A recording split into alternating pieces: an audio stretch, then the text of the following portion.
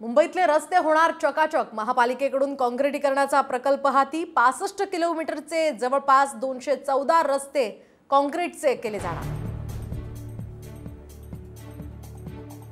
Metro 4च्या खर्चात 463 कोटी रुपयांची वाढ। बैठकीत वाढीव खर्चाला मंजुरी। मात्र मेट्रोचं काम पूर्ण होण्यासाठी 2026 उजाडणार।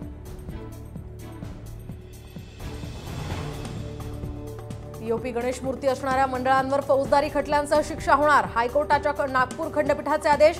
कठोर आर्थिक दंडही लावण्याचे नागपूर मनपाला निर्देश।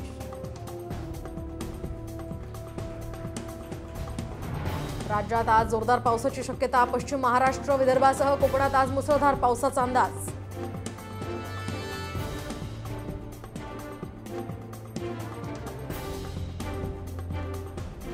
पुण्यातील 4 दहीहंडी आयोजकांवर गुन्हे दाखल। बंदी असताना लेझरचा वापर केल्यामुळे कारवाई।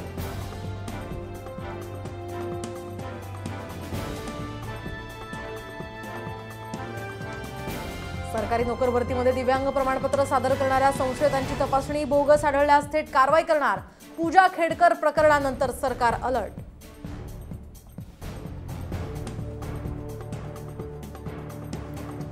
नवीन शासकीय मेडिकल कॉलेजचा मार्ग मोकळा। येत्या 15 दिवसात जागेबाबत निर्णय होणार। जीटी रुग्णालय आणि कामा रुग्णालय एकत्र करून शासकीय वैद्यकीय महाविद्यालय उभारणार।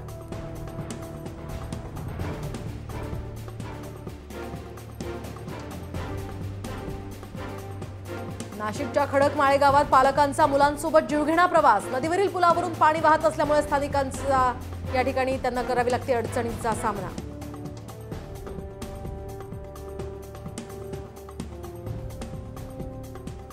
कोयना धरणाच्या पाणलोट क्षेत्रामध्ये पावसाची संततधार। 33,050 क्युसेकनं पाण्याचा विसर्ग सुरू। नदीकाठच्या गावांना सतर्कतेचा इशारा।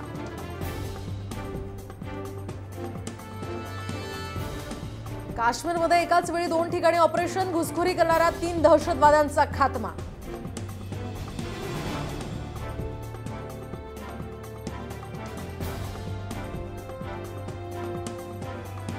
ॲपल कंपनीमध्ये एका वर्षात चौथ्यांदा कर्मचारी कपात। डिजिटल सर्व्हिसेस विभागातील 100 जणांना नारळ। ॲपल बुक्स आणि बुक स्टोअरच्या कर्मचाऱ्यांना डच्चू।